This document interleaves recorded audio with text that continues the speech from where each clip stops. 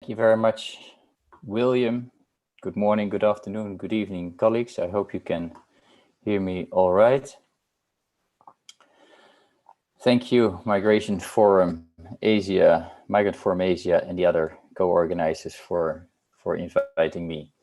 And what an excellent idea to hold these webinars as we start to prepare for the regional reviews of the Global Compact for Safe, Orderly, and Regular Migration, especially as in-person meetings remain off limits. Frankly, I can't imagine a better person than William to lead this new initiative. William is one of the very few persons I've met over the past 15 years who knows all the ins and outs of migration at the UN. And let me thank you, William, for all that you have done to get us where we are today. Dear friends, at the beginning of this webinar series, let us take a moment to celebrate and cherish the Global Compact for safe, orderly, and regular migration. As William knows all too well, the road to Marrakesh was long and arduous. It's been a hard-fought journey every step of the way. Calls for an international migration conference were already made in 1994 at the Cairo Population Conference, and I'm even told there was informal discussions about this during the Mexico City Population Conference of 1984. And it took two high-level dialogues, as well as the creation of the Global Forum on Migration and Development, to mainstream migration in the 2030 Agenda for Sustainable Development, something which we should all be very proud of. It took a refugee crisis in 2015 to hold a high-level meeting on large movements of refugees and migrants. The resulting declaration for refugees and migrants decided finally to hold an international migration conference and to elaborate the Global Compact. And even that decision could have easily gone the other way. But here we are today. Migration has been fully integrated in the Global Development Agenda. We have a clear set of political commitments on refugees, on migrants, and on both refugees and migrants, which, by the way, is the clearest possible political expression that refugees and migrants do not come from different planets. Third, we have a detailed roadmap, or I prefer to call it a checklist, in the form of the Global Compact. Who could have thought that only 15 years ago? Now, today we'll discuss Objective 1 of the GCM. And that is, as William is saying, on data. Can you believe it that the first objective of an international agreement is about data? I've been working at the UN for a long time, but data is normally relegated to the last paragraph, sections, or even the annexes of an international agreement. And this shows how central the data is, as William was saying. But let us not fool ourselves. It's not data for the sake of data. It is to improve well-managed migration policies. It is to have a better informed debate on migration, something that the co-facilitators were very concerned about. It is not an end in itself. It serves a clear purpose. Now, if we would have time, I would have started with a quick poll today. Who of today's participants, which are I think over 200, has met with a representative of your National Statistical Office in the past 12 months? I would assume that that number is very low. And I really think it's important that civil society gets involved more systematically with representatives of NSOs. Frankly, I don't think the GCM, and especially Objective 1, needs any further interpretation or elaboration. The GCM is, as it were, the program of action of the New York Declaration for Refugees and Migrants. The actions listed under each of the objectives, including the 11 actions under Objective 1, speak for themselves. They are clear, they're practical, they're unambiguous. With these 11 actions in hand, you can keep governments accountable during the upcoming national implementation plans, the regional reviews, and during the International Migration Review Forum during the first half of 2022. Note that the UN Migration Network has developed some voluntary guidelines for the national implementation plans, and we're also preparing for the regional reviews. But just in case you would like to have some further inspiration, clustering, or justification, I've asked the organizers to distribute 3 documents. First, the report of the Secretary General on International Migration and Development for the 73rd session of the General Assembly contains in Chapter 5 practical suggestions on how to operationalize Objective 1 of the Global Compact. And these 5 actions are: first, leveraging the 2020 round of population censuses. Second, using migration data from administrative sources. Third, gathering data on migration through sample surveys. Fourth, supporting demand-driven training programs. And fifth, establishing regional training centers. And I think this is an example of a demand-driven training program, so excellent.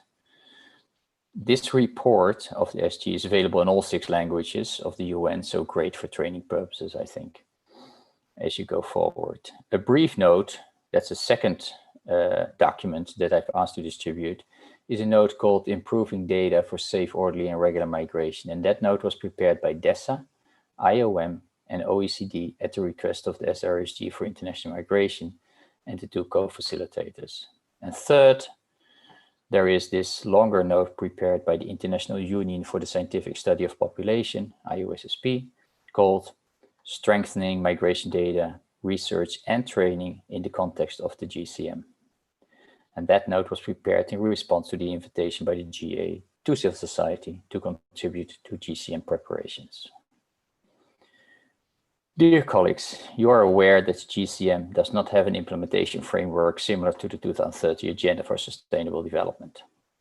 For the 2030 Agenda, we have goals, we have targets, and we have indicators, all government agreed. For the GCM, we only have an encouragement to prepare a national implementation plan without further guidance. And although some of you may regret the absence of a concrete accountability mechanism, I think it's a blessing in disguise.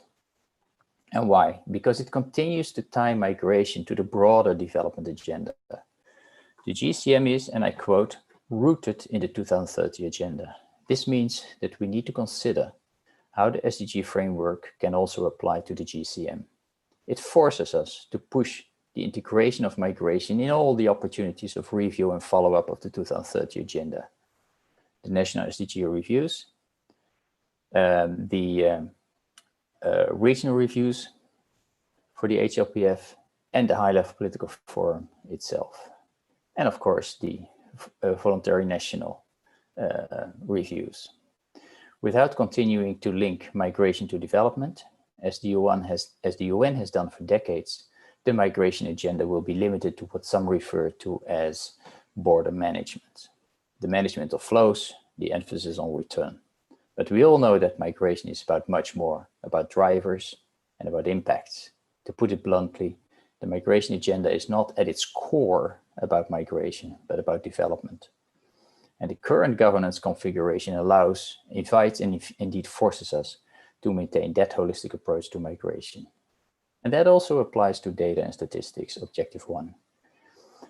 The governments did not want to create a separate set of goals, targets and indicators to measure the implementation of the Global Compact. Instead, we should rely on what we have for the SDGs in order to gauge progress made in implementing the GCM.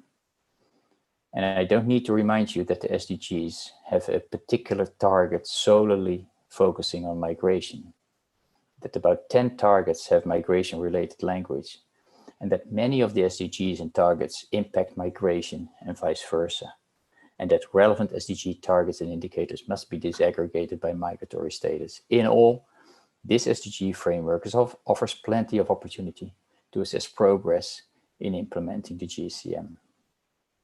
Now let me close with 3 concluding remarks. First, the Global Compact for safe, orderly and regular migration is extremely practical. We don't need further guidance. In fact, let us make it work. That's where we are. There's a lot of low-hanging fruit. Quite a few actions can be easily implemented. We can make progress on data in our daily work, step by step, bottom up. Second, let us avoid reinventing the wheel, but build on what is already out there. including the vast collection of knowledge and experience on migration data and statistics. One simple example is definitions.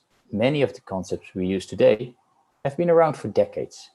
Statisticians have been thinking about how to measure them for ages. And then finally, and perhaps most fundamentally, let us build bridges between the 2030 agenda and the GCM. Thank you.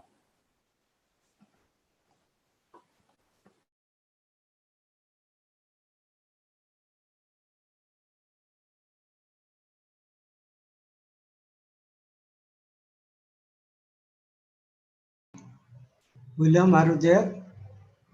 Unmute my, okay. Sada, yeah, I think you all are muting my mic. No. I just, I think all we can. All right. Okay. So thank you, Bella, for that. And thank you for raising the issue of asking that pointed question to the entire 456 people that are 57 people that are in the room at the moment. And the question is, how many of us have visited the National Statistical Office? And the question is a legitimate one, because even in the SDGs, we have seen that there is a role, because of the targets, there is a role for the National Statistics Office to get involved in the development, in design, in informing development policy. But the problem there is, and we know this for a fact, that very little of migration policies today are actually based on data, kind of thing. And could you give, when you come back, think about this as you come back, when I come back to you, can you give us examples of how data has helped to shape migration policy? Let's look at where it has, because we also live in a political time at the moment where no matter what data you put, what scientific evidence you put before governments, there is a refusal to look at it, and political moorings or political bearings help shape policy. And this is quite evident in at least today's political moment. So can you think of moments of data that has driven policy and has brought policy to and bringing us closer to, let us say, realizing development? But before, as you think about that, I will move on to our next speaker, and that is Sonia Plaza from the World Bank, and largely with the Nomad project.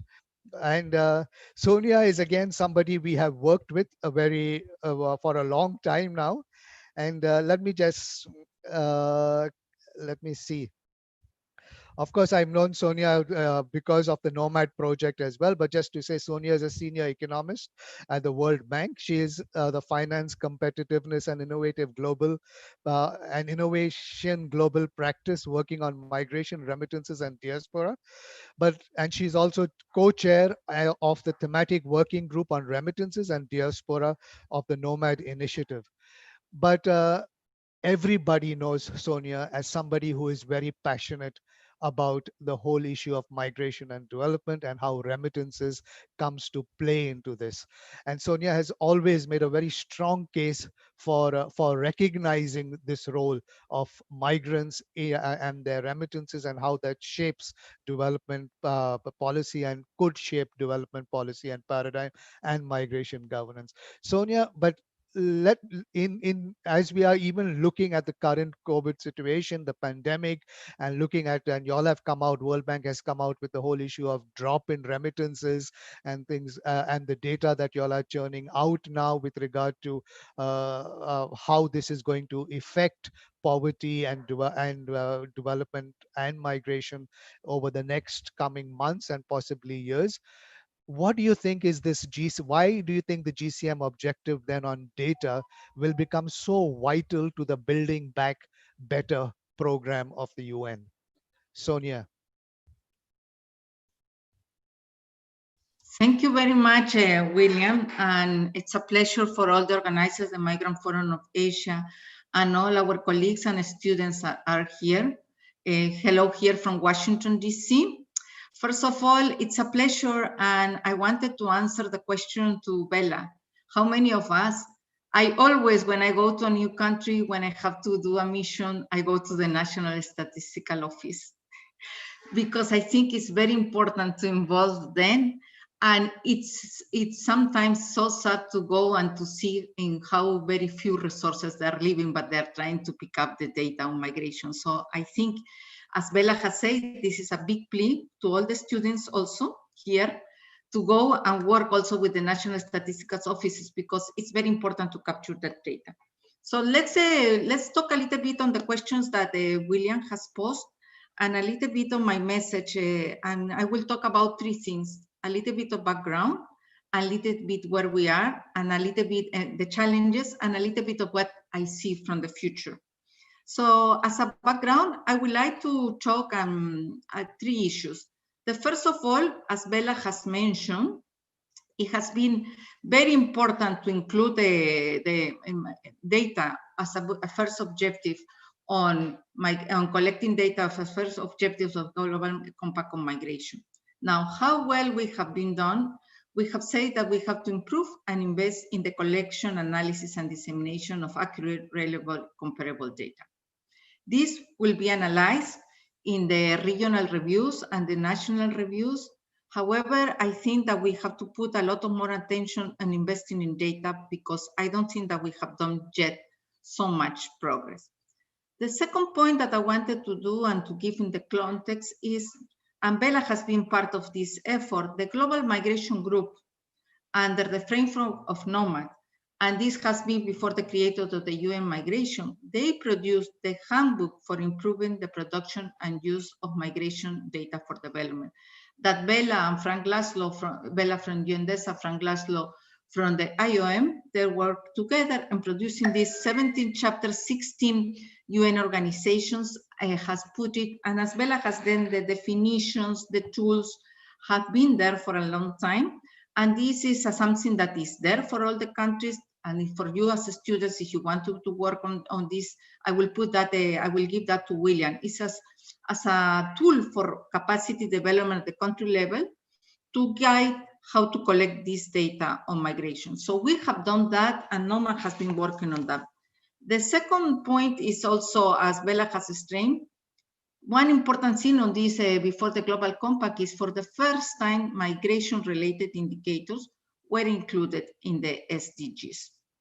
And we have the 10 one that Bella has mentioned, but the more relevant were 10.7, which is migration-related migration governance, 10.7.1, which was reducing recruitment costs, and then we have the 10.C.1, reducing remittances costs, and we have SDG 17.3.2, the volume of remittances.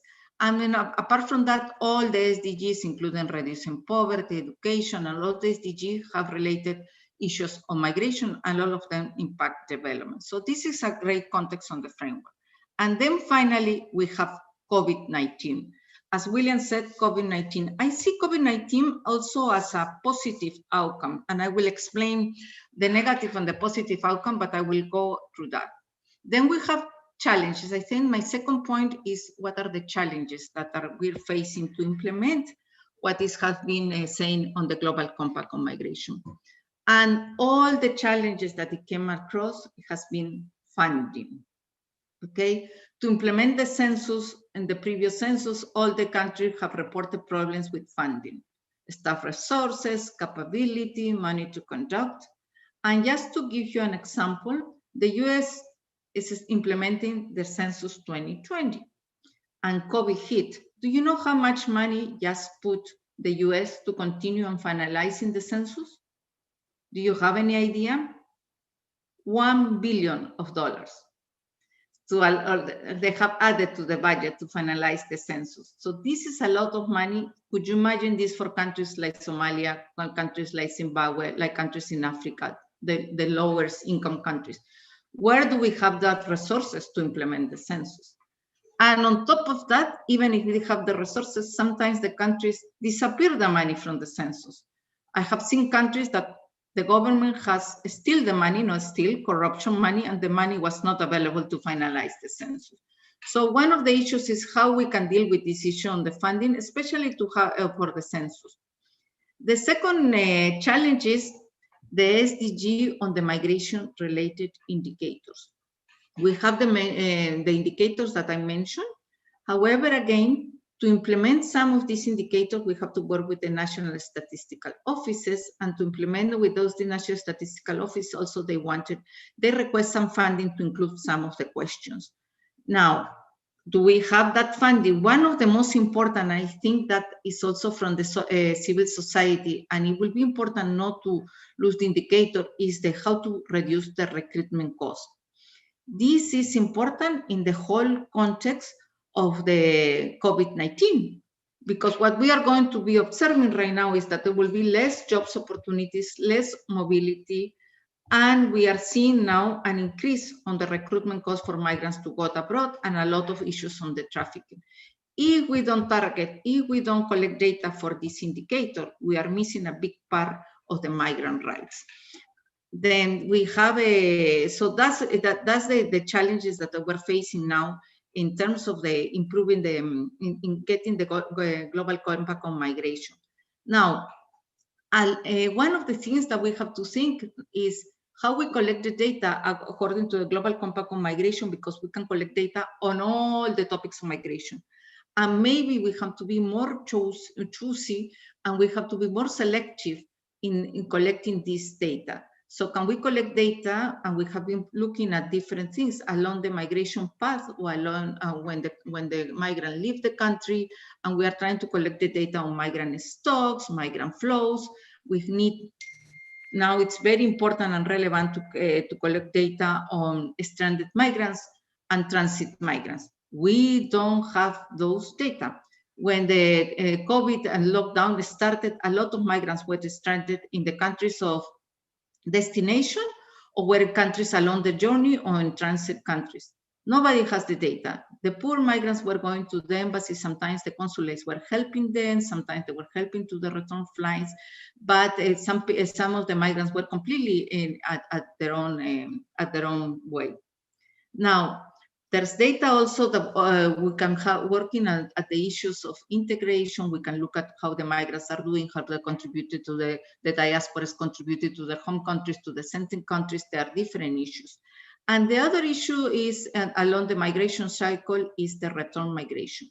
Now, return migration, before we used to try to capture in some of the surveys, but there has been forced return, voluntary return, different programs, and nobody has really a data on return migration.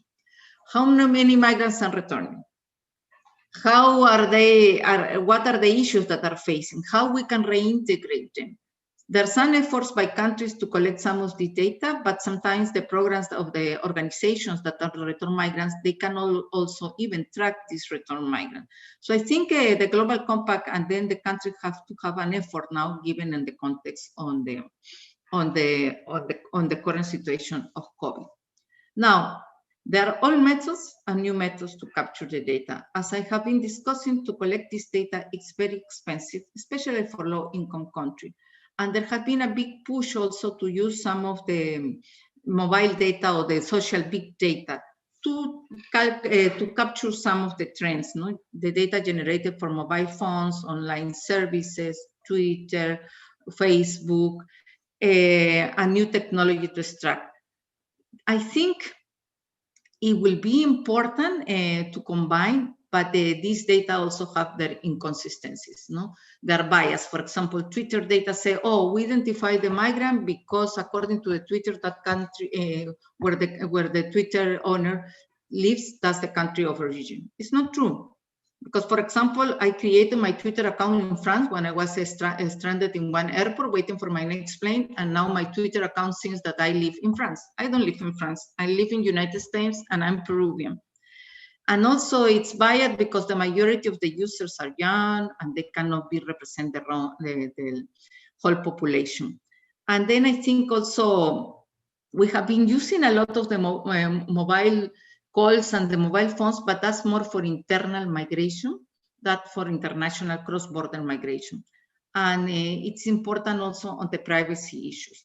However, I would like to look at, as William has mentioned, I think more from the positive side, the impact of COVID, okay?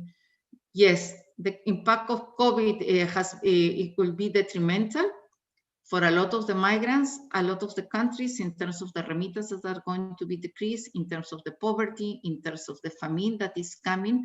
And we are living in a world that it's a set of compounded risks. It's not only the COVID-19. We see in a lot of countries we have a locust invasion. We see a lot of countries that are having economic crisis.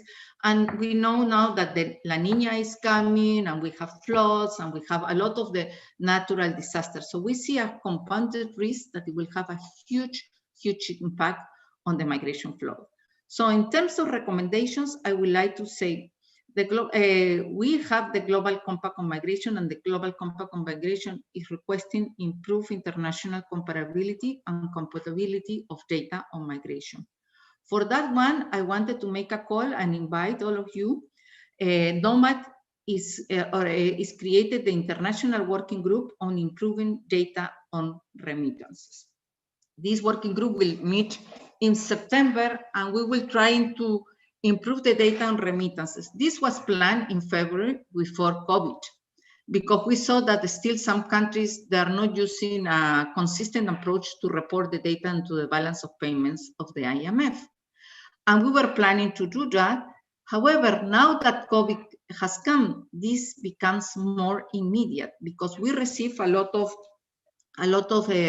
demands from countries to try to collect better data on remittances. Why? Because they were used to calculate this data on remittances quarterly and then monthly. But now some of the countries even are collecting the data weekly, because foreign exchange is very important for these countries. And what we have seen, if you saw, we projected a decline of -20% on the volume total of remittances. And we have seen in certain countries, we have seen an increase in the month of June, in the month of May. And we can explain that for two reasons. One reason is that a lot of countries, because of the lockdown and the remittance service providers were closing, they couldn't send it, they couldn't travel. They didn't send money in April, May, but they start sending what they haven't sent in June and in July. No? But the second and most important thing is that a lot of countries were sending money through informal channels, and that data has never been captured. Now, because there were no other venues to send the money is going through the formal channels as well. So for that reason, this International Working Group on Improving Data on Remittance is going to work on the methodologies also to calculate the informal remittances, and to calculate also with how much remittances are saying. And just to give you an example, when you were saying, William, that how data shows what it needs to do, Somalia was very worried that because a lot of the banks were closing, the correspondent banks, they were very worried that remittances were not coming to the country because they were not having a way to transfer that money. When we did and we collected data, we were able to see that remittances were still coming, not through the different channels, because there were some channels open. So that's the way that we can influence and see on that. The second area that I think that we have to work, so in the Global Compact on Migration, improve the international comparability, we have this International Working Group on Data and Remittances. The second area, collect, analyze, and use data on the effects of benefits of migration, and working with migrants and diaspora, the World Bank, NOMAD, different institutions, we are working on different countries, so we can have that impact. And the second area that we have to continue working is the SDGs. The SDGs are a very clear way that we can report on the data, we can report on the indicator, and we can report on the achievement of these indicators. And I think the indicator on the reducing remittances cost has to be continue monitoring, and the data has to be improved, and the methodology as well, because there's a lot of south-south corridors that are not being incorporated. Now NOMAD is working on that, and we are working also with the World Bank to incorporate more data on that. But at the same time, reducing recruitment costs and the migration governance indicators, the volume remittances, all of the data. We are trying to work, and I think there's more a call, an effort to work on more disaggregated data by migratory status, that is the most difficult to get it, and disaggregated by sex and gender. We are working on the recruitment cost indicator with ILO. NOMAD, World Bank and ILO are the custodians of this indicator, and I think that we can do more, and maybe this is also very important to work with in the main corridors. The recruitment cost is very important. And finally, what will happen with migration during COVID and after COVID? I think that this is something that we have to pay attention and two areas. One, on the stranded transit and return migrants. What is going on? What is happening? What are the needs? Do they have access to social service? Do they have to access education? What are the needs? There have been some data collected, but I don't think that we have a very good approach on what is happening. And I think second is, what is the impact? The lost wages, the assets left behind of these return migrants, or do they come with some money? Would they come with, what are their needs? I think that that's an area that we need to pay a lot of attention now after COVID and during COVID. Now, the other thing that we have to do, and that's why I see as a positive thing, is that how we capture the new flows, the new journeys. I think that countries have to have a lot of focus on internal migration, and we have seen that due to COVID, in a lot of the countries, for example, in India or in my country, there was a lot of internal migration and return migration, and the departments, the cities were not prepared for that. And also the issue intra-regional. And finally, how we can use new technologies to capture the data. What are the challenges, the issues of biased data, the privacy issues? My final plea is how we can work together. We can work with the National Statistics Office, but also we can work together with the civil society, the research institutions, to work on the different issues of migration, just to make it nomad. It has been working on collecting data on return migration with IOM, is collecting data on internal migration with Professor Rajan. We are collecting data on environmental change and climate change. We are collecting data on diaspora remittances. But I think it has to be a largest effort that we can look at the most important needs of the countries. And as you said, an example on how data change the policies, I will give you an example, William. When we were working in one country in Central America, the government was making a claim that because they were receiving so much migrants for a specific country, poverty has increased in that country. When we conducted the survey, the household survey, and we did the analysis, that was not the explanation. By the contrary, migrants have contributed to that country much better and were participating in the labor market. So a lot of the policies can be based on data, but sometimes it's difficult. But I think if we show facts, it will be important for them to do the policy analysis, especially on remittances, especially on some of the migrant things, and especially if we show some of the integration issues as well. Yes. Over. Thank you very much. Thank you, Sonia, and you have highlighted the challenges, and I think this is also for Bella to consider, that as we come into the review process of the GCM, you have said it correctly. What is the data that we need to collect on migration? Is it left up to at the national level, that countries will determine what kind of data they want to collect? Is it on remittances? Is it on how many migrants are, what are the flows? How many are returning? How many are reintegrated? What is the kind of data that needs to be collected? And that is still not clear, I think, at the national level and as countries are coming to the review process. It is among the first objectives, but it is not an easy objective to work with. Although the importance of it, like both you and Bella have indicated, is there. It can shape policy. It must shape policy.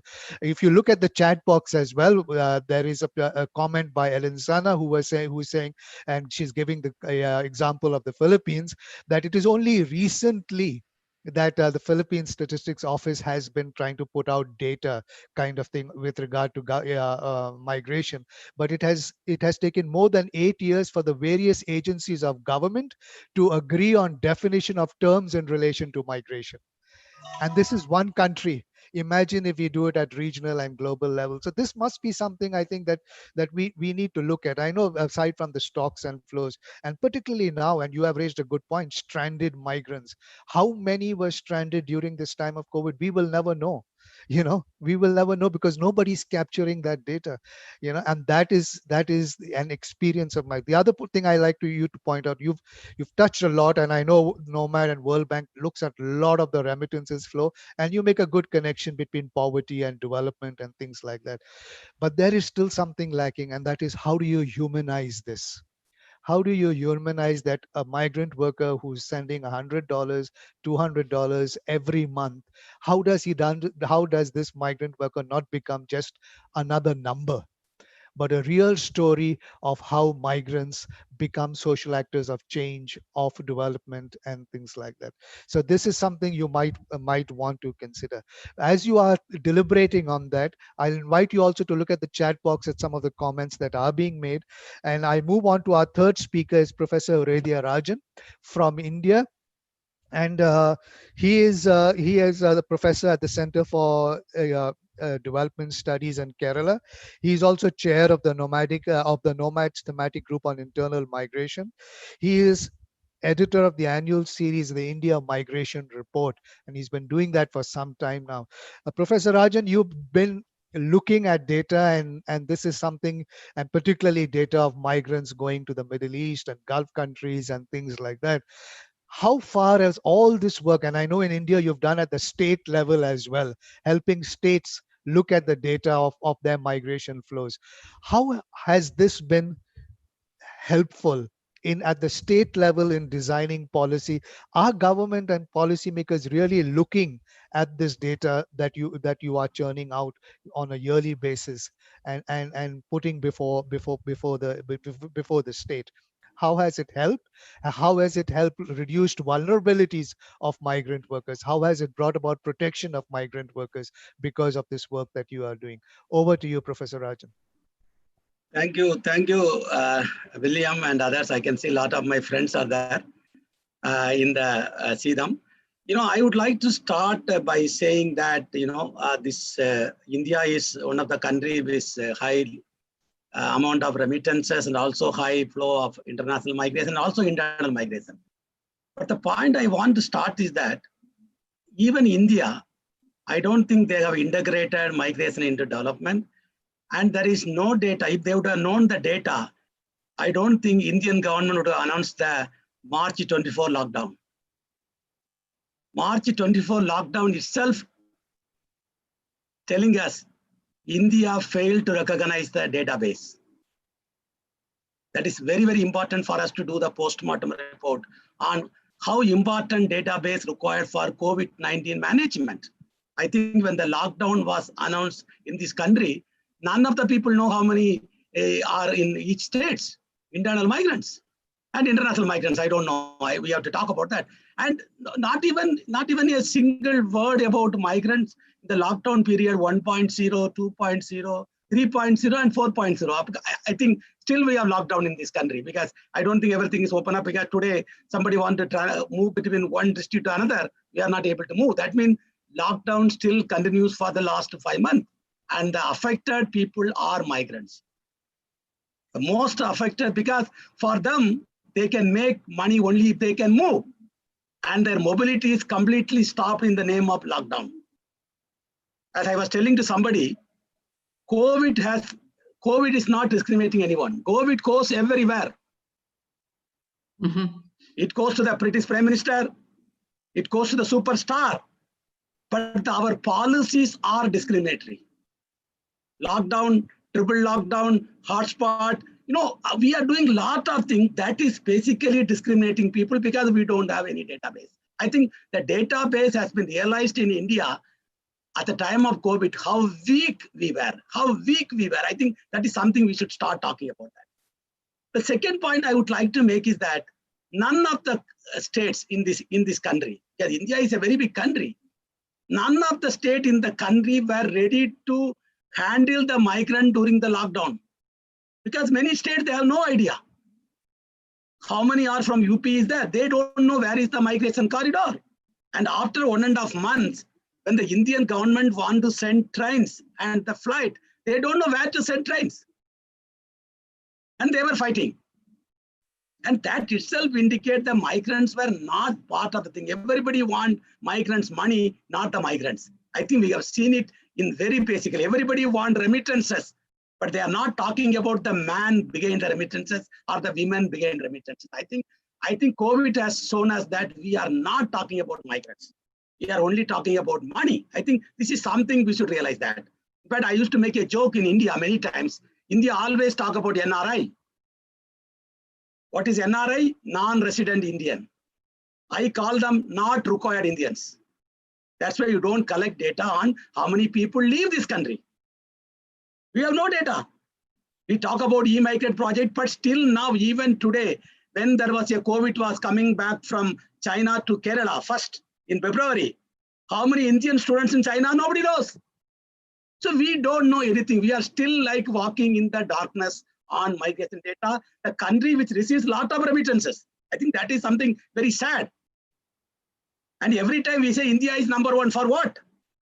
And it is not, I think this is something we have to, I think that data is very difficult, but we are not interested in collecting data. I think this is something we have to have interest. Somebody is sleeping, we can wake them up.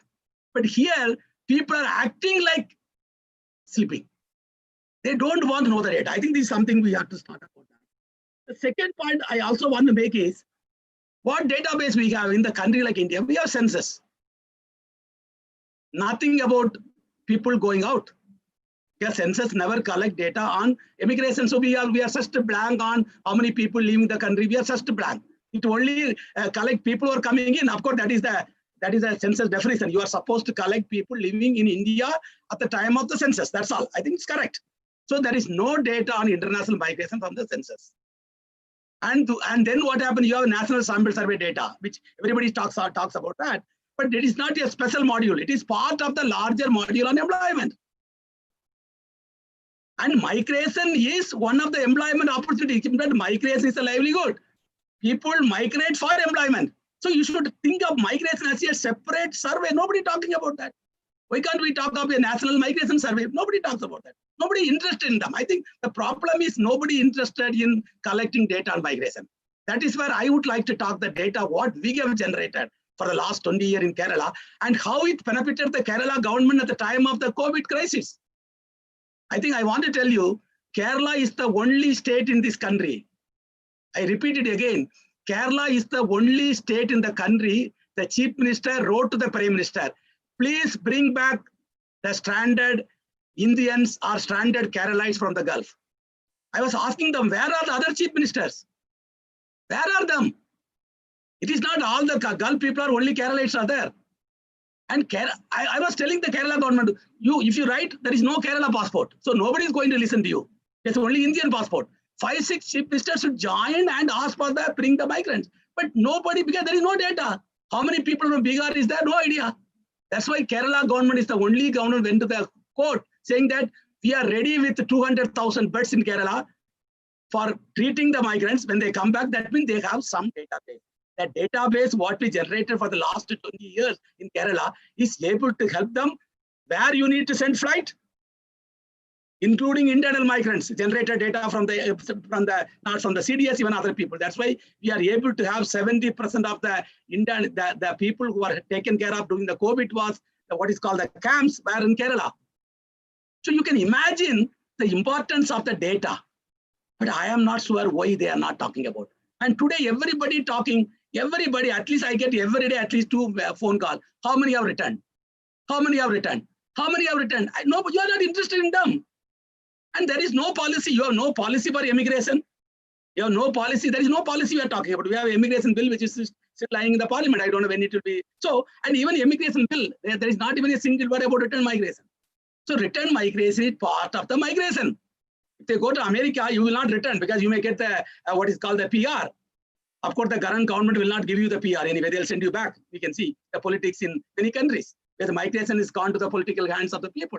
Every country is talking about migration politics. Visa restriction. Every country want to do. It's not just Saudi Arabia or Kuwait. Every country. What is Brexit? Everywhere there is people want to stop migration, but migration will continue. You can't stop. This is something we have realized how important data were useful at the time of the COVID crisis. We are able to give them, and now we have data. 10 lakhs people have come, but how many have come? Because return migrants, you cannot put them in one brackets. We are talking about return migration policy in Kerala now. We are telling them there are 3 types of return migrants. One is the normal return. If you go to Gulf, you have to return. That's the end of it. And there are already 1.5 million Keralites are already returned and living in Kerala. Pre-COVID. So they work for 10 years, they go on 3 visas, 4, they come back. That's the end of it. So we don't need to worry about them because they have some money they saved and maybe they need some help to build their industry.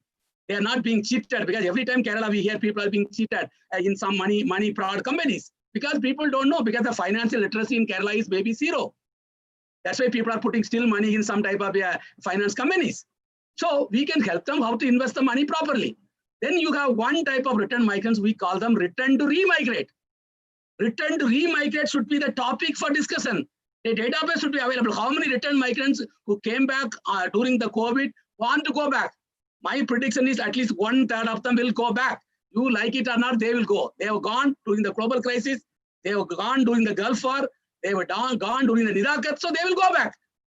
But what you can do them? You can give them extra skills so that they can go beyond Gulf. If the US government says don't come here, they can go to Canada. If the UK says don't come here, they can go to Germany. If the Dubai says no, they can go to Saudi Arabia. So I think we have to provide them skills. They will go. You like it or not, they will remigrate. This is a return to remigrate. This is a big group currently who came on COVID. And we are talking about in Kerala, at least 60,000 to 70,000 people want to remigrate. So you have to give them skills. You have to facilitate their remigration. I think this is something we have to do. The third group of people is what I call them distress return. They could not even make the money what they paid for the migration cost. We are already doing a study on return migrants who came through the Vande Bharat flights. Some of the return migrants who are telling they regret why they came back. Yeah, nothing great is happening here. So they said, why I came? I lost my salary. 3 months, it's like a first day first show. People all rush back because there is a flight. Now they are regretting why I came back. And this is something we have to talk about that. So I think these distressed migrants who paid the migration cost, I think migration cost is very important. Some of them told me, whatever I paid to go there, I have not made even that money, I returned back. So please tell the government to give us the money and my air ticket. They're asking money from the government. We are telling them, these people require money. They don't want your, talking. They want money. Give them air ticket, give them the migration cost. So I think these are the 3 types of return migrants. You have to plan rehabilitation policy. If you want to do that, you need data. You need data. We are not interested because they are not a big political vote for many states. They are not vote bank, but the return migrants are vote bank, not the immigrants. Return migrants are vote bank. That's why Kerala government has already announced Dream Kerala project for return migrants. I think it's important. I was telling them every state should announce. When Indian government announced a 20 lakh crore package for reviving the Indian economy, not even a single word on immigration. Not even a single word on return migration. We are talking about what? You want their money? That's the end of it. I think we have to rethink how we can do. I want to conclude saying that today, if you go to website, I put a Corona update. Today, every state throughout the 200+ countries, how many people were tested every day?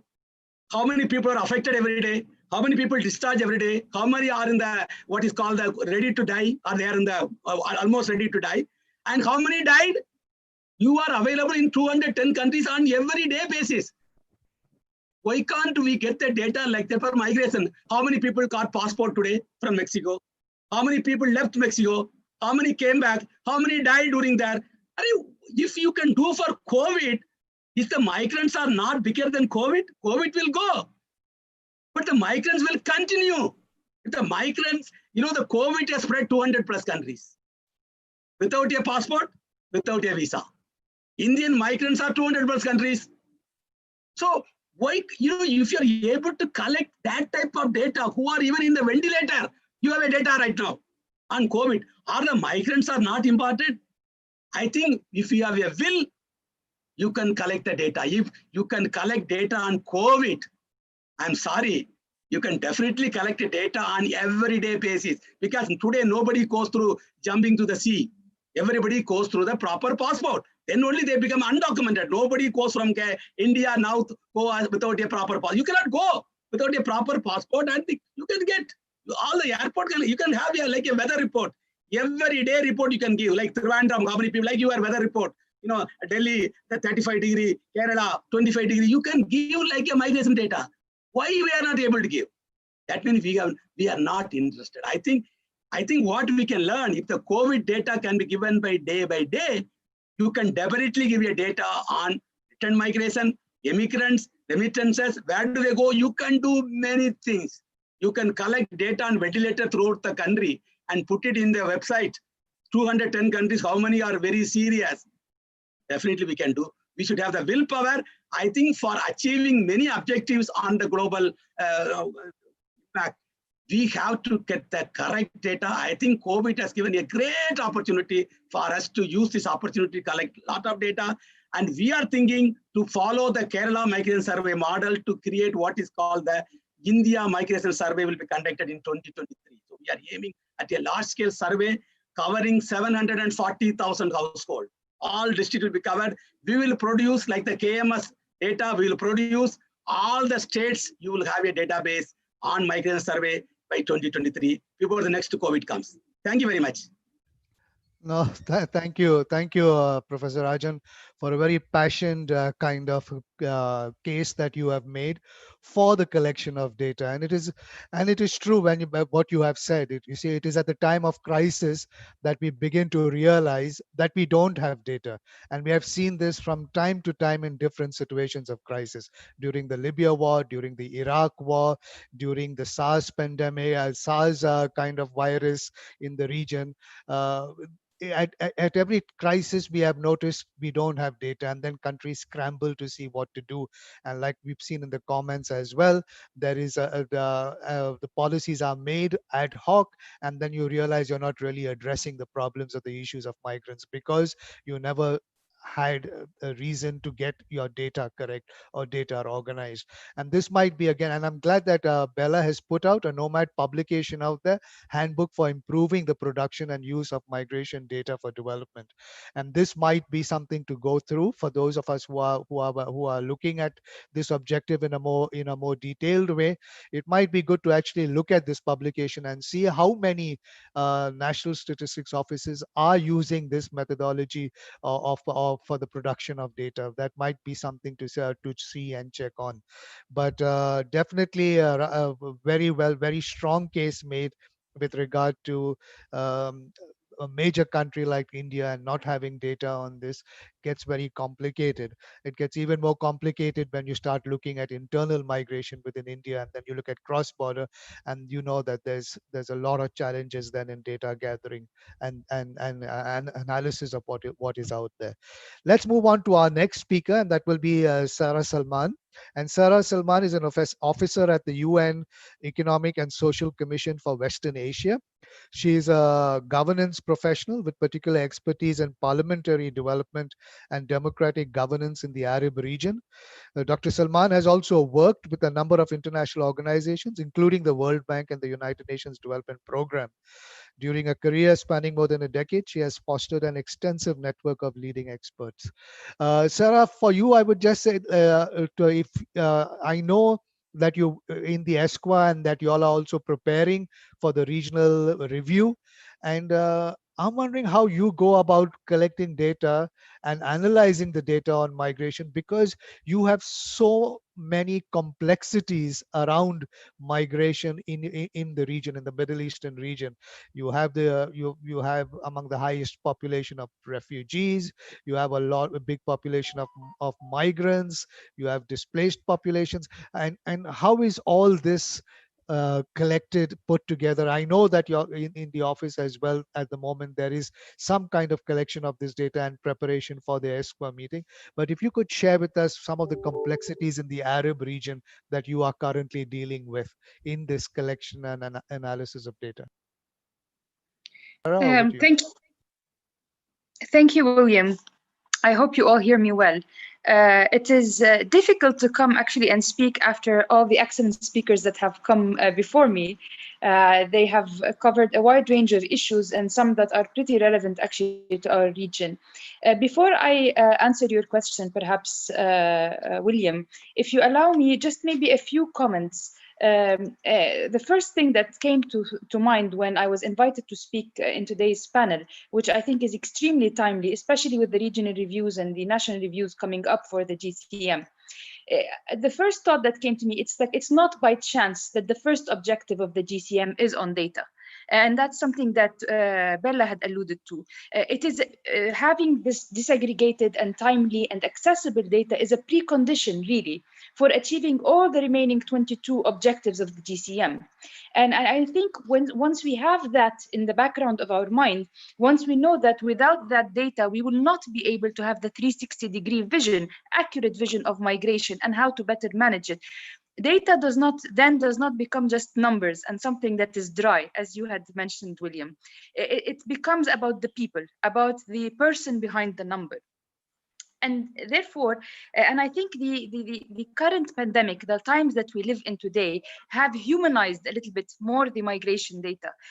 Working with countries that are trying to respond to the COVID situation from a migration lens, the first thing that they ask for, okay, who are our migrants? Who are the most vulnerable among our migrants?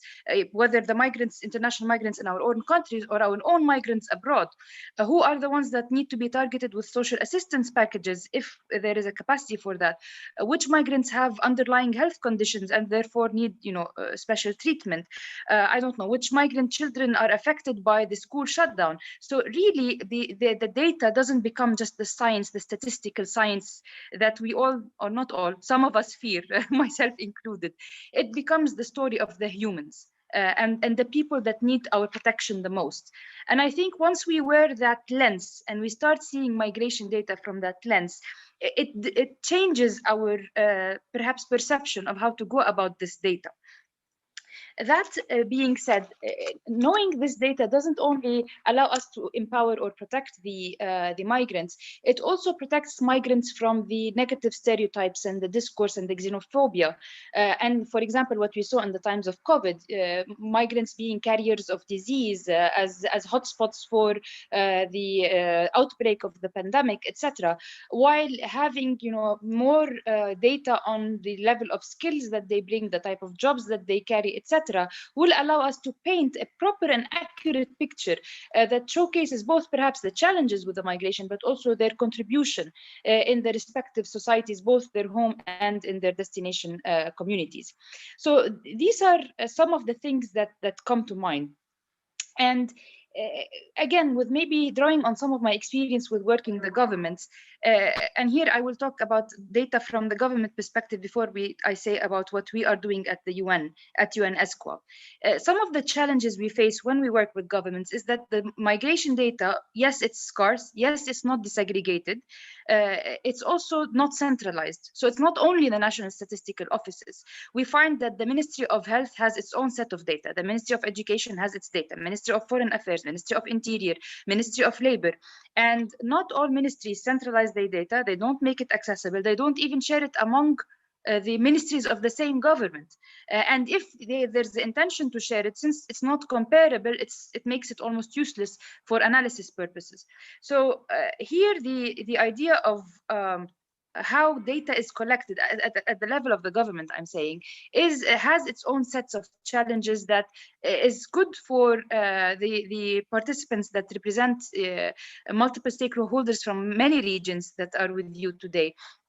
It's good to have that kind of thought in the background as we think about moving forward with the data. What do we want? What do we want to help our governments do? So that's one question. The other question that comes to my mind is, what challenges does more data pose? And here it's not just about being overwhelmed with the amount of data that perhaps you can get, especially that it spans all the different sectors, as Sonia had mentioned. We need to prioritize, yes, we do. But the other challenge here, and it has to do with privacy and how data could be used perhaps against the migrants themselves. And in that sense, migrants that are in an irregular status, for example, migrants with certain types of illnesses or diseases such as STDs, for example, that in certain countries could be used against them. So how do we collect the data that is needed to allow for evidence-based policies and at the same time ensure the privacy, the dignity, and the well-being of the migrants? I think is a question that is perhaps not for this discussion, but is a question that is worth pondering upon when we think about migration data, with all the sensitivities that are out there. And the third is, what kind of data do we need? It's not, again, the data as in the GCM, data disaggregated by age, sex, migratory status, among others, is needed. But with the more, with this pandemic and in other situations, the more we think about it, we realize, given the multi-sectoral nature of migration, there's the need for the multi-sectoral type of data that allows for evidence-based policies across those different sectors, whether it's from, I don't know, urban planning, whether it's from border management, whether it's from health and education and accesses to other services and what have you. So I think looking at data from a migration perspective and from the broad span of issues that migration covers, makes maybe the job a little bit more daunting and a little bit more difficult in that sense, but I think is an exercise that is worth thinking about. And here, if I want to maybe mention a little bit about what Bella said, is that it's good that we don't have actually an indicator framework for GCM, and that we tie migration to the 2030 agenda to look at it from the holistic perspective of development that the 2030 agenda offers.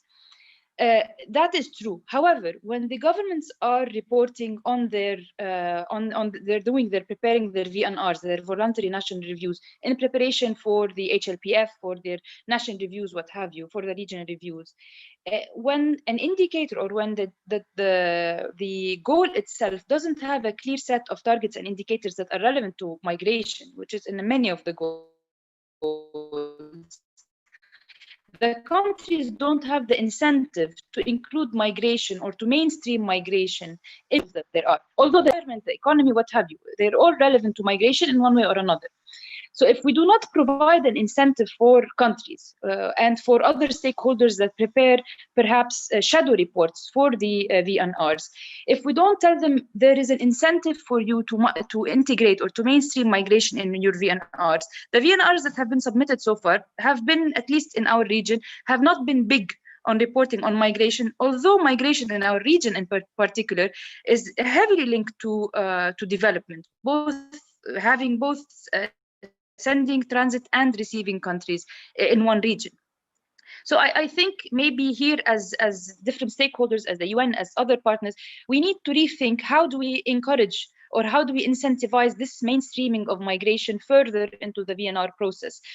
Do we add additional indicators? Is it something that is done informally with the governments, with the stakeholders, without changing really the sets of indicators that are out there, and then adapting the existing indicators to include migrants? I think this is a discussion that 2 years after the adoption of the GCM is now, I think, is a prime time. And here, I will come to the question you had asked me about the regional review. In our region, William, in our region, we are working on the regional review for the GCM. We are doing it in 2020, along with IOM and the League of the Arab States, and around 18 UN agencies that are contributing to this process.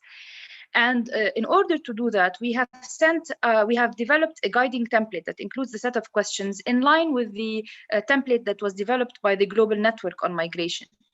And we had shared this template with our member states and asked them to basically develop their national reports and ask them to submit their national reports so that we can synthesize the national reports in order to come out with a regional comparative report. As you would have probably seen in the template that was developed by the Global Network, not many of the questions are about the situation, the socioeconomic situation of migrants. It's more about what have the governments done in terms of the policies adopted or the measures taken or how they coordinated the regional review, what have you. And so I think that in this round of the region review, and this is my current perception, this of course might change after we see the input from the countries. We haven't received them yet. We're expecting to receive them in the next month. So having not seen those reports, I would assume that we will not get that much information when it comes to an accurate description of the socioeconomic situation of migrants in those countries, because that's not what the question is. Or most of the questions did not really focus on that. I think this will be a question for us to think collectively about as we prepare for the next round of the GCM review. This year is the first GCM review, is definitely going to be a very steep learning curve for the different stakeholders involved, for the UN agencies, for the member countries, for the civil society and other stakeholders. One of the things that we might want to think about is how do we address or how do we capture better the idea of data for, and have the ability of countries to develop those evidence-based and responsive policies. Because when we say an evidence-based policy, what we really mean, it's a responsive policy, because you know who are you targeting with this policy, how many people, what is their description, does it meet their needs or not. That's really when we say evidence-based, it means responsive. So this is something that I wanted to share from our region in response to your question. The other thing that we do at UNESCO is, for those of you who have seen it, we prepare the situation report on international migration in the Arab region. And in that report, we basically use UNDESA data, and we use data from other sources, including the World Bank, including UNHCR on refugees, given the issue of refugees in our region. So we use existing, we do not collect new data. We use existing data on migrants and refugees in the region in order to provide a regionalized analysis to give the picture of patterns and trends and drivers of migration in the Arab region. That's the first chapter of the report. The second chapter of the report, and here, again, when we think of data, we usually think of quantitative data. However, qualitative data is equally important. And so in the second chapter of our report, what we do is we try to build a compendium of policies that have been adopted over the reporting period, which is usually a 2-year period, to kind of measure how are countries progressing in formulations of policies on migration, what kind of areas do they gain most attention, without going into the exercise of evaluating those policies per se. That is not something that we do. We just provide the information of what policies are out there, and that itself, and currently, so the 2019 report came out actually a few months ago, earlier in the spring. But we are currently preparing for the 2021 report, and collecting the policies that are out there in the region formulated by the countries on migration is a huge task, because again, given the multi-sectoral nature of migration, the policies from the different ministries are all relevant, not all policies are published. So how do we access to that type of information, I think should also be a question when we think about migration data, that we go beyond the number. And think what type of data is it that we actually need. So this is maybe another reflection that I have. And the last thing I wanted to perhaps mention is the in Objective 1K, which highlights basically the need for cooperation with relevant stakeholders to develop research, studies, and surveys. I think I will conclude with this so I don't take more of the time. It's a good question. So when we think of data, we usually think of the big players. We think of the national statistical offices, the government bodies, some of the UN agencies, but we don't trickle down the data effect in that sense, because at the local, if you start from the smallest unit, from let's say the local level of a municipality, perhaps could have more relevant and more direct data than data provided at a much macro level. So how do we create the linkages between the different sources of data in order to have that not necessarily universal or comparable methodology, but at least some guiding frameworks, guiding principles on how to collect the data on migrants in order to enhance perhaps that cooperation that is mentioned in the GCM, without really, the objective itself doesn't really elaborate on how could this be done. It just says, okay, we need more cooperation. But maybe this is a good place to start from, especially in this forum today, given the diverse backgrounds of the participants on this webinar.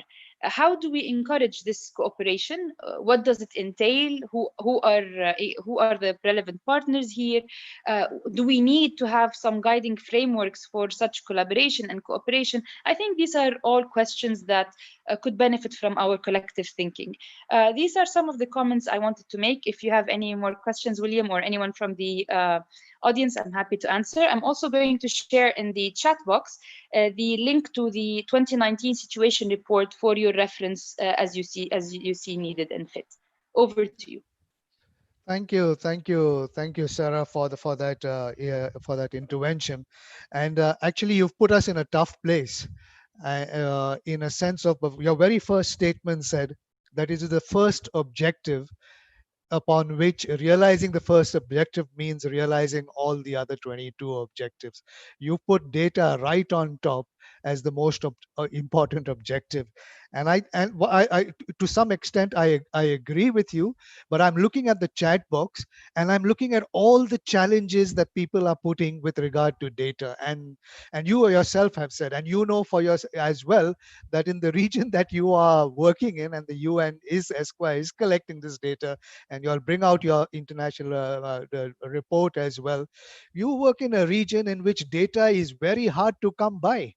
Governments refuse to and are very reluctant in giving the kind of data we are looking for, so I think it would be very important for us to, while I agree with you, to look at the chat box and the comments that have been coming up to say how difficult this is. And it might be good for us to recognize this. While it is an important instrument that can be used, it is often very it actually is not being utilized in the way it should. And you also hinted at of how it is sometimes used to the detriment of migrant workers in the case of undocumented migrants or migrants, stranded migrants, and situations of security and privacy and things like that with regard to migrants in terms of data and collection of that data. So it might be important for us to therefore come back to that question then, which is being put in the chat box. A question that is being framed there, I can see, is how relevant and the GCM objective, is this going to be a turning point in the way we gather data and present data and use data in migration governance? And I will move therefore then to the next speaker. But I do see, and I will after this last speaker on the panel, I will go to the floor. And I see a former Foreign Secretary of Bangladesh, Shahidul Haq, I think, who is on this call in the webinar as well. Sir, if you are on this call, and if it is you, because I don't see your face, your screen, if it is you, it would be interesting to hear your comment on this first objective on data. But let me go to the last person on our panel first, and that is Paddy Sienge Knudsen, who is a Zambian national who holds a master's in science degree on financial economics. And for the last 15 years, she has been working in various fields, including governance, regional integration, and migration. She has worked with several donor agencies over time, and I know donor agencies love data that researchers can put before them to help shape some of their projects and programs and things like that. So I'm sure, Paddy, you have used a lot of data to somewhere draw interest of donor agencies along this area of migration. It would be very interesting to see. And Sonia talked about disaggregated data, and a lot of us talk about disaggregated data. I was wondering if this is something you can touch upon. What is disaggregated data? Does it simply mean looking at how many men and how many women are moving, or is there more to disaggregation that we need to look at, and based on something that even Sonia has hinted at in terms of saying what kind of data do we want to collect? So Paddy, over to you. Thank you, William. I have a problem with the connection, so I keep on hearing you dropping. And I get the sense it's because when I have my video on, somehow I think my internet is not that stable. So I will see, I think if as I go on, just as you were speaking, you were breaking. Can you hear me clearly? I can, yes. You can, okay. I seem to hear a break, so I will just try and go off video.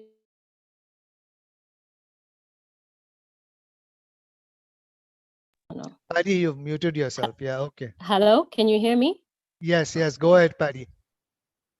Okay, thank you. Thank you to the 4 organizing institutions that I think are very dynamic in bringing us together through this webinar, and that's also obviously in conjunction with the GCM certification.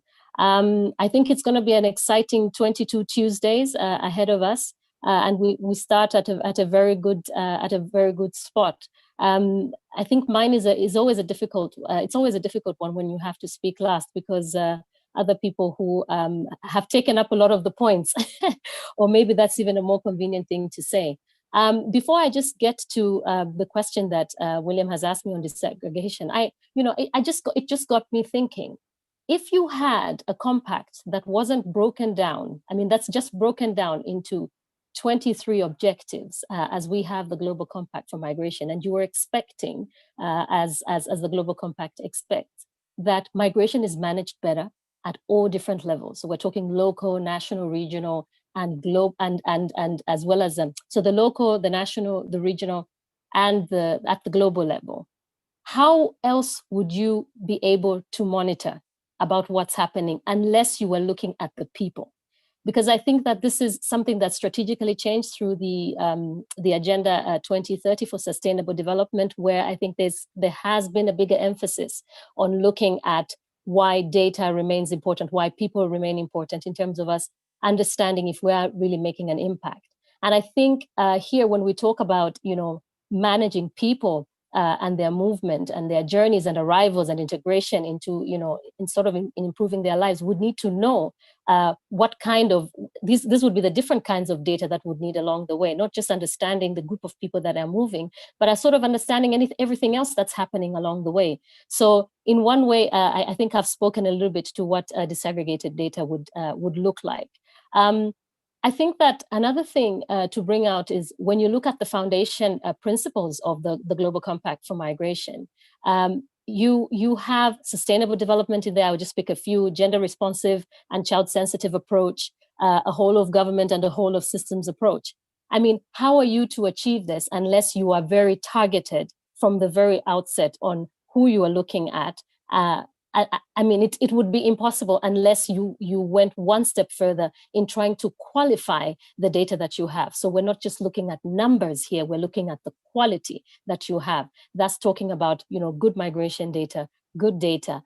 That's what it would encompass. It would not just be numbers, but I think it would be understanding much more than you have beyond a number. The frameworks that we have in place, from the Global Compact itself, even though it's a non-binding, to the various frameworks that you have in the migration governance space, the policies, the practices, the systems, and this goes down to the local, the national, the regional level, in different countries, in different spaces. These can only really impact on people if we've understood the information of the population on the move, if we're talking about migration. And therefore, we would need quality data. You would need good data for migration. So data that's accurate, that's reliable, that's valid, because this would be the only way in which, migration actors then begin to understand not just the numbers, but the demographics, the trends, and the patterns, and so on, and to try and help people as they make their journeys, whether it's done for an irregular or to safeguard those who are moving in an irregular way. So whether we're looking at the Agenda 2030 for Sustainable Development, we're looking at the Global Compact for Migration, any national strategy that's around migration or development in that case. If we're looking at, so here we're talking about the migration and development nexus, whether we're looking at migration and climate change, whether we're looking at the impact today as we are on COVID and migration, the cornerstone remains that we have quality data. Because if we don't understand who and we don't understand how and the whys in there, it becomes very difficult for us to improve on migration and governance. So that would then obviously be a very nice starting point. And as others have alluded, it's quite it's quite rare to see it stand out in a UN or an international framework, in any case, that brings different countries. That data is the one important thing to say, can we count? William, you had said something about the reviews, and you said, it's an opportune time where we begin to count. We begin to count and see how far have we gone. But understanding how far we have gone requires us to have some kind of data. So for us to know how much have we done in terms of the GCM since it was signed up. We just need to know to count the data in terms of the targets that were set, in terms of the different objectives, whether it's at the national level or for those countries that have even taken it to the local level. We would need to know what's really happening around the data that we have in the midst of policy implementation. And I think something has happened with COVID because it's managed to shake up a lot of things that we have left piling in our offices as migration actors, whether we are state or non-state actors in this case. So I also thought about, talking probably about the African Union. Africa is close to my heart. It's my mother continent. I'm from Zambia, as William has explained. And there is something there about a comprehensive framework that comes from the continental level, which is known as the Migration Policy Framework Africa. And it has a plan of action. These links will be shared as we are going on for those who are following us, particularly for the students who've signed up for the course. I think it's important to have a look at some of these frameworks and where is data centered around in these frameworks. So this comprehensive policy guiding framework is there to regulate migration on Africa and the Sahel region. So where does data start? And I thought I'd start like this. I mean, it was quite relative. You just do a search and it could give you some different places where you could find data. You could find data as a cross-cutting issue. We find that in many places and in many documents. You find data sitting sometimes even as an objective to guide evidence-based policies, just like you have in the GCM. As you are well aware, the Sahara and the Sahel region itself has so many challenges, but at the same time, it has a lot of opportunities. But for you to understand the challenges, or for countries to take advantage of the opportunities, you would need information, you would need data, you would need it disaggregated at many different levels. So what we lack there is data that is there to inform not just how we coordinate as different countries on the African continent, but how coherent is the policy? What is the political will like? I think all these are obviously very limited in their shape. And then the fact that they lack data even makes them in a way that whatever would be the outcome would not be very effective, because data is not critical to the process. And I think this is what this framework tries to bring in by putting data not just as an objective, but it flows through the rest of the document. I think it's also a given that many African countries have numerous challenges in managing its migration. We can talk about insufficient data. We can talk about we're not effectively using the data in places where we'd have it. There's an issue of capacity, there's an issue of policy coherence, and all this is related to just the management of data. So I think that there are many challenges there to be seen. You may have heard in the last couple of weeks, big drums on the African continent, because since the 1st of July and slightly postponed we will probably have one of the biggest trade blocks in the world. So it's sort of called the Africa Free Trade Area. And the aim is to have all these different economies connected, and we know where trade comes, migration moves. In fact, migration has been moving before even trade came along. I think it is a cycle that we know very well for those of us sitting around migration tables. It's been a facilitator for livelihoods. And therefore, all these states would require some kind of interstate cooperation, right? And you would need to make sure that you have good mechanisms in terms of data, but the security of it as well, so that it protects the rights of migrants at the same time. So it's not just about people understanding that borders are open, you can go and get a job in the next country, but to understand everything else that's going around rights of migrants. But you would need to understand who are the migrants. So that goes the data as well. And I think this kind of dialogue needs to take place in terms of understanding data at different levels, whether you're looking at the sub-regional level, the regional level, or even at the continental level itself. I also thought I should say something about, the fact that you have the lack of properly disaggregated data. So properly disaggregated data by sex, by age, by other factors as well. And this then impacts on policies that are made that ignore the very intricate details that, for instance, that would go, for instance, if we want to respond to the plight of migrants. How would we know unless we have understood the kind of migrants that are moving, the paths, the journeys, and everything else that goes there?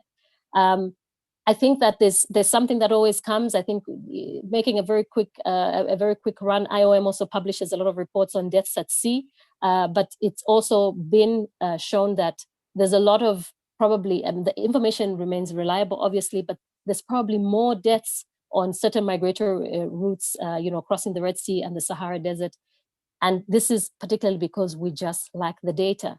And then we don't really know how to respond to it. In terms of policy measures or in terms of country cooperation, the big thing around dealing with countries that, migrants are using to transit across Red Sea and the Sahara Desert, for instance. Conversations become very difficult when we don't have reliable data as well.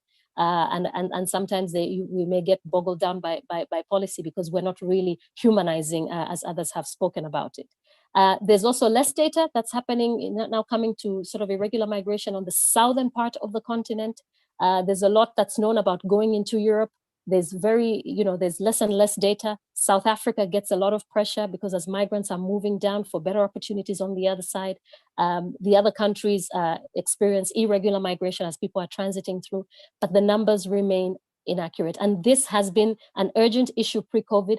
And when COVID happened, it had to take countries who were in the region. It actually took South Africa taking the lead to say, we need to have this kind of conversation because we can see, one, our economy going in free fall, but we can also see what the impact would be like for the migrants that we have had.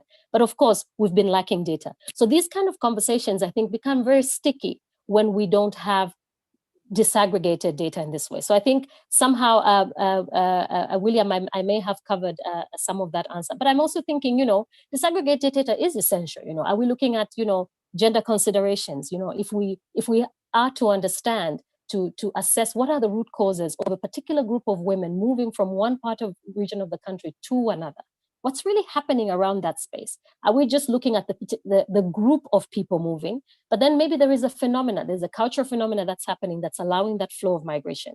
Or is it, how is climate change impacting differently on women and children? How has the fact that, mining in South Africa has moved quite a number of young people drawn down to go and work in young men, particularly moving to South Africa for that kind of work? And what kind of then, protection measures should they be? What kind of measures should governments, what kind of conversations should governments be having around providing legal pathways for these young men to move in a safely and orderly way? So these kind of conversations remain sort of empty, if you would like, if you were just looking at the numbers without really disaggregating. And how can we improve social protection measures for women and children who are on the move? West Africa is seeing a bigger flow of number, even if it's much more intra-regional, of women and of women on the move and children on the move. And what kind of measures can happen? Without understanding the data, it becomes very difficult to understand this, to come up with evidence-based policies that support migration in this case. I will point out to some references that could be very useful for you. The African Union has an African Committee of Experts on the Rights and Welfare of the Child. And they are also emphasizing on the need for data, which look at the statistics of children on the move. That's particularly very important. And in fact, here I have a student challenge, knowing that we have a number of student challenges. I think it's about time to also look at these regional mechanisms and how does migration data and research sort of center in some of these. I was going to talk a little bit also about return migration. When you think about COVID having impacted countries in the western part of Africa, for instance, you got countries, like the Gambia speaking out and saying, well, we don't want the Gambians who are stuck in Europe to come on this side. Could they stay on the other side? But it's also understanding, do they know the numbers? Do we know the kind of numbers we're talking about? Do we understand the vulnerabilities? Because if we just do, it's not just about knowing the numbers, but the different vulnerabilities that are there, so that the right of the migrant to move is what is respected, rather than the policy at hand to satisfy sort of diplomatic measures. So I think that that is in context. I think there's also been a lot of talk about innovation in data, or the talk of big data. These are complex, and they're complex mechanisms, if you like, or they're sort of a complex way or channel to think about managing data. But if we can't even handle if country, you know, departments within the Ministry of Home Affairs cannot manage, you know, cannot share data. What happens between, you know, interagency cooperation, and then actually even more, what happens with leaving the space for civil society organizations to contribute to that space on the data, because we know that civil society organizations, or let me call them non-state actors, in some countries, including religious bodies, hold a lot of information, and a lot of information that would help to provide, you know, to sharpen our social protection measures, particularly for migrants who are moving in an irregular way, but even for migrants who move in a regular way, but experience some different vulnerabilities. So how do we bring in others into the space in terms of improving our data, in terms of ensuring that we have good quality data? So I think things like this remain hanging. The role of national statistics officers, you know, it's just not collecting it, but also influencing the way, you know, there's an improvement in collection of data. So they become the custodians of this data. You know, we will move to a period of post-pandemic, and we will go back to the national statistics officers and through their various mechanisms at national, at regional, provincial, and national levels, and say, so, you know, how many people were impacted by COVID? How many people got access to, you know, to social protection mechanisms or measures that are there? But these are also a lot of agencies that are not very much equipped, especially in terms of migration data. They haven't been empowered themselves, so it becomes very difficult for them to also empower that whole system within the government that they are working in, so that people stop looking at migration data as a purely immigration and an immigration issue, but they begin to think about how multi-layered it is, and try to seek the different partnerships that they need moving forward. I think, William, what I would also do is just say that we should share the links here for the IOM regional hubs. I think there's the West and Central Africa hub, as well as the East and Horn of Africa hub. There's the Southern one as well, in terms of information, if people would like to get a bit of a picture on sort of regional data and where migration data sits. There's a lot of different publications. I should also mention here that you have the IOM Global Migration Data Analysis Center, and it's, you know, between 2017 and 2019, it issued around, you know, a couple of bulletins there that were specifically looking at, you know, covering different topics of the GCM, but really bringing out the existing data sources that are there and the kind of gaps that are relevant. Another student challenge would be to sort of look at this, some of these materials that are shared in a more post-COVID way, because all this was, all these bulletins, I think there are about 17 of them. They are sort of, you know, one particular one that looked at my, triggered my interest in preparing for this was to look at sort of, you know, you know, because these bulletins give you initiatives, recommendations of investments, you know, that, you know, different actors have taken up, so that you strengthen the evidence foundation for respective themes under migration. But there was one particular one, I think it's an issue too, that talks about the value of migration data. So, you know, it looks at this whole thing of the value and the investment. And I think, you know, things like this are sort of very important to think about, these concepts that have been discussed. And by the way, these bulletins, even though this is an IOM data analysis center, these bulletins were prepared by various partners of the IOM as well. So they are quite interesting to sort of look at, because they particularly look at migration data itself. I also encourage you for the African continent to look at the Mixed Migration Center.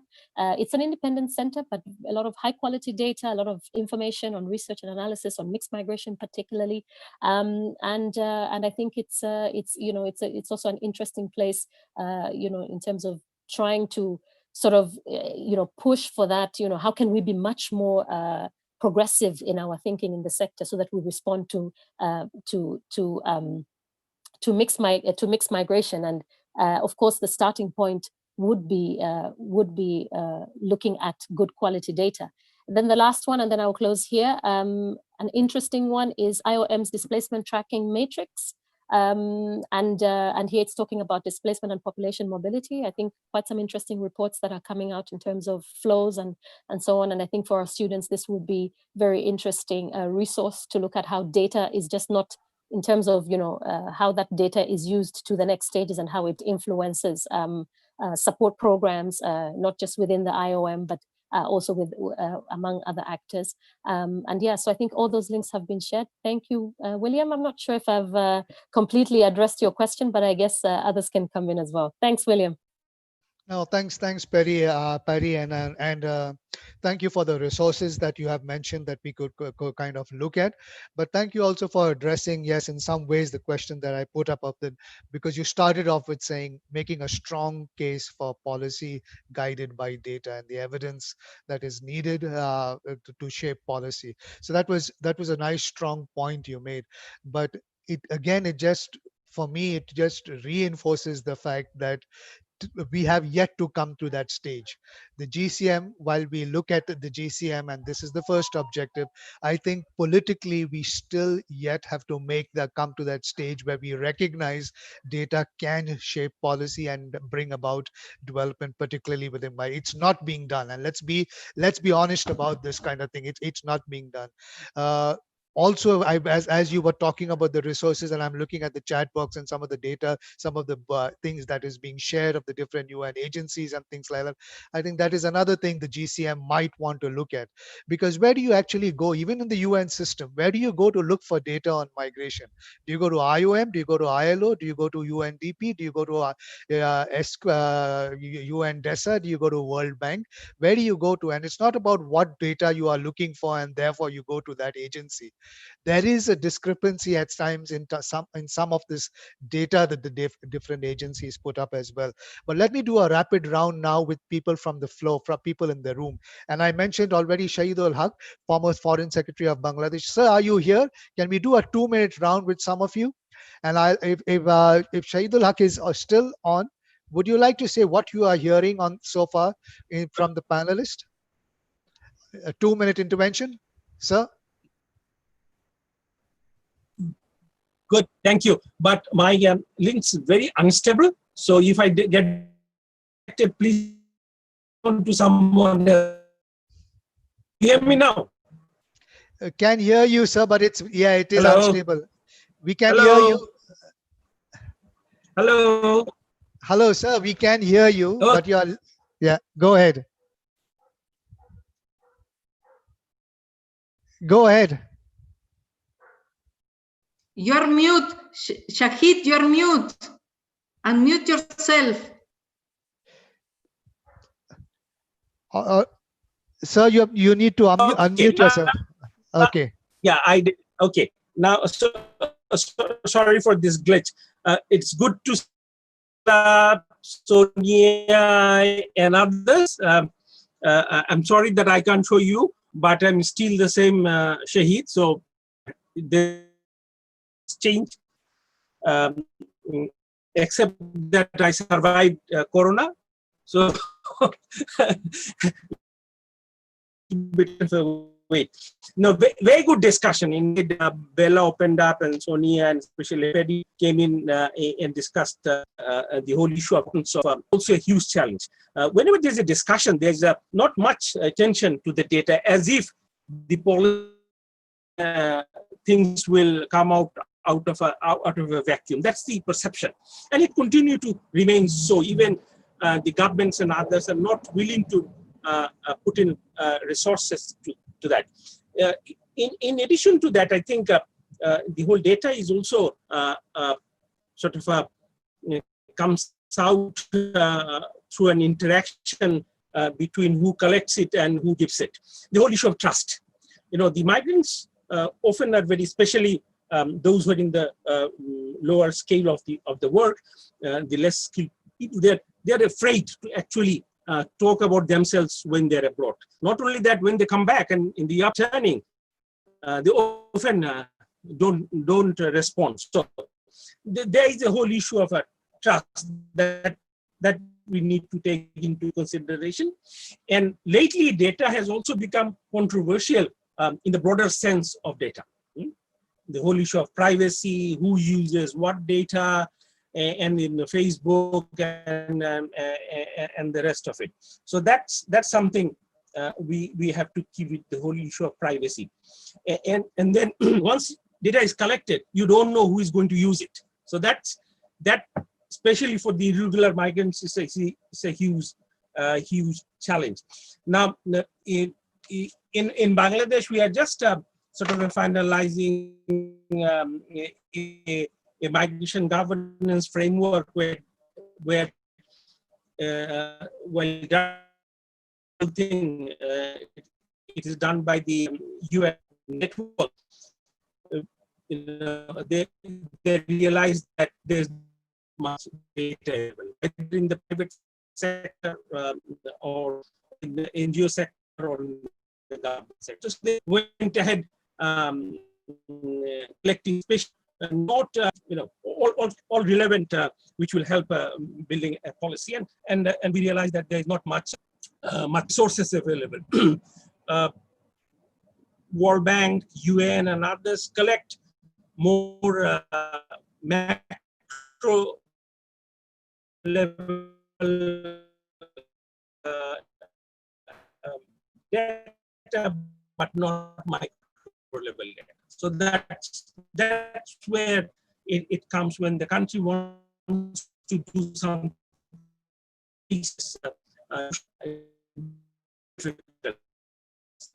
So I'm afraid your mic is dropping.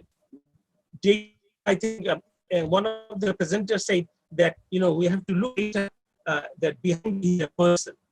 And I see. Can you hear me now? No, sir. I think it's a very William, no. It's can you hear me? No, sir. It's a very bad connection. Your connection is fading in and out. I think let's not waste time on me. Let's move on. All right. Okay. Thank you, sir. I will do that. And I see I see Camilo in the chat box, and you've made some very, very critical comments. Would you like to take 2 minutes for the floor, Camilo? You've made some very, very critical comments in the chat box. Hi, William. How are you? I'm great. Go ahead. Good to hear you. Good to hear you, my brother. Would you like to say something? Yes, go ahead. Yeah. No, I just want to extend greetings to everybody. I guess what I was trying to share was a critical perspective about what we mean by data and who data serves. And that we have to look at it from the perspective of migrant movements. The control of data can often mean the creation of a situation of life and death. In contexts like the US, the use of data has been to undermine migrant efforts at liberation and at self-determination. In countries like Mexico, indigenous peoples are denied data about their status, and that is part of the way in which their power is undermined. So if we do not see the relationship between data and power, I think we're missing something crucial. And I think in terms of the GCM itself, we have to understand that the GCM itself, of course, and this is, I think, something that's been emphasized from the beginning in the framing of this course, is contested territory. And migrants are contested territory. Migrant bodies are contested territory. Let's look at the stories the last few days from the Mediterranean. Let's look at what's going on at the US-Mexico border. Let's look at what's going on at the periphery of Australia. Let's look at those who are fleeing right now Hong Kong, trying to get to Taiwan, where I'm currently based, who are now being called the new boat people, and millions of other examples we could invoke. In all of those contests and all of those contests, data is critical. And the issue is, what is the relationship between data and the struggle for migrant liberation? And that has to be, I think, the way we frame GCM itself. So all of my honor and respect to the participants, to the speakers, but I think we need to put these issues at the center, a migrant perspective focused on migrant liberation. Thank you. Thank you so much. Thank you so much, Camilo. I see Ellen there. And Ellen, you said something about humanizing data, and you gave a very practical example of how data can be humanized. You want to take the floor here? Half a minute? Ellen Sana? Yes, thank you, William. Well, I think that, yeah, data is quite important. I think that's the explanation why it's objective number 1.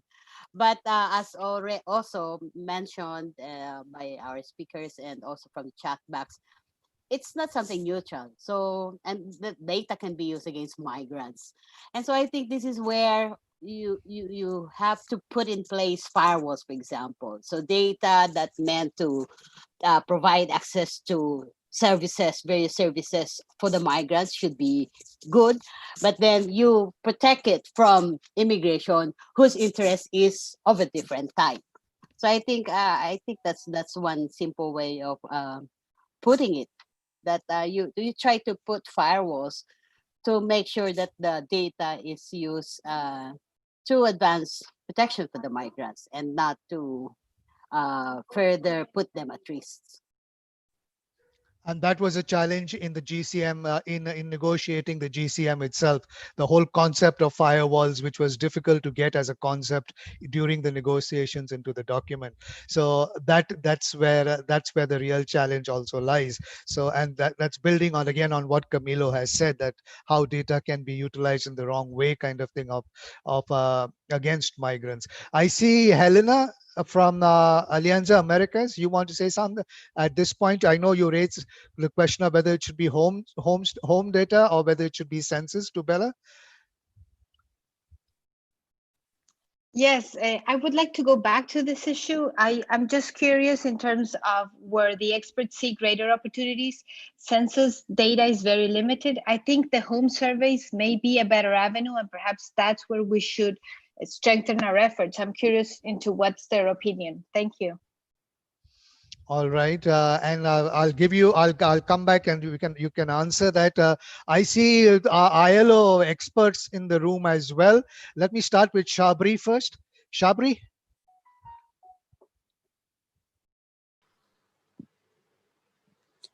Thanks so much, William. And what a fantastic panel this has been. I mean, I've never found data to be such an interesting topic of discussion.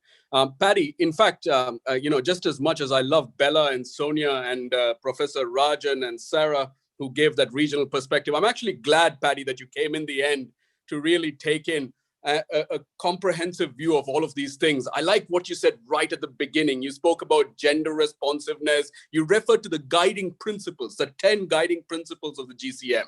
And by referring to that, you said that data should therefore have quality. We should be talking about the quality of data and therefore the holistic nature of data. If I were to take it in from there, the whole humanizing approach to data that William has been trying to make us all reflect on, if we were to look at that one point then to what Camille has referred to, Camille spoke about data as power.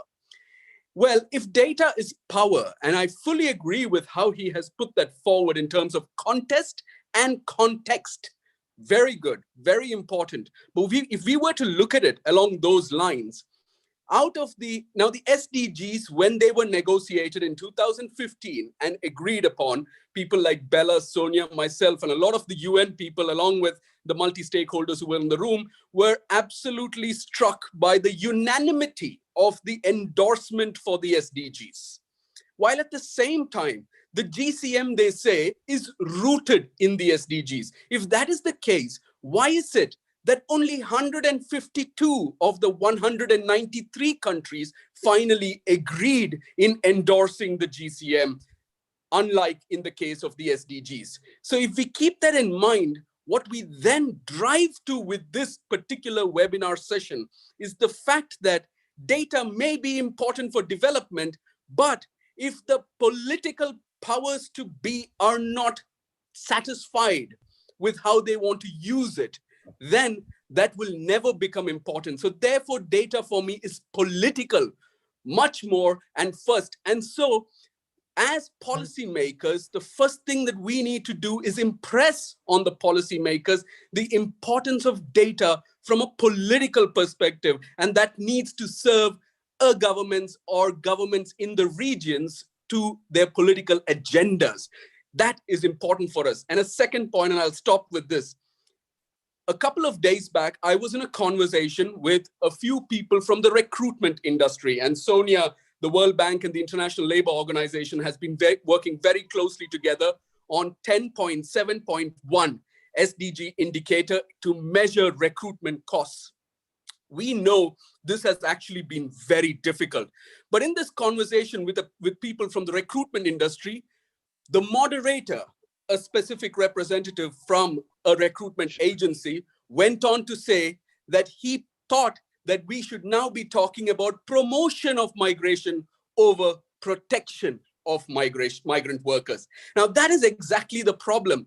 It's not like this is new. We need to recognize the fact that as long as it is about the promotion of migration, data is not going to be important.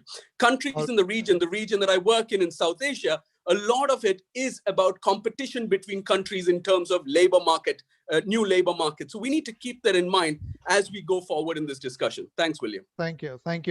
And I'll give you each of the speakers in the order that we started, a quick response to all that you have seen in the chat box and all that you have heard from the flow now.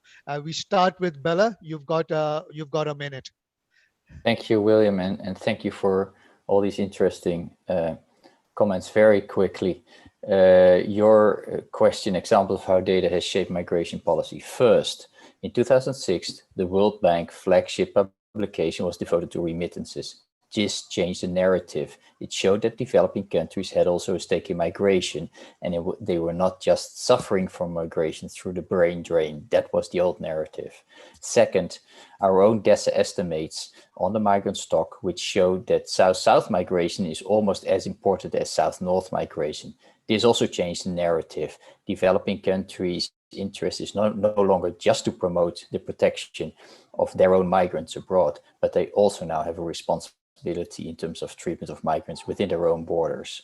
Third, we can learn a lot when we look at data and policies from countries such as Australia and Canada and Australia. Labor market analysis is essential. What does the national system produce? What kind of skills do we need? One example that comes out of that discussion is the global skills partnerships mentioned in the Global Compact. Very clear, based on data and needs and assessments of labor markets.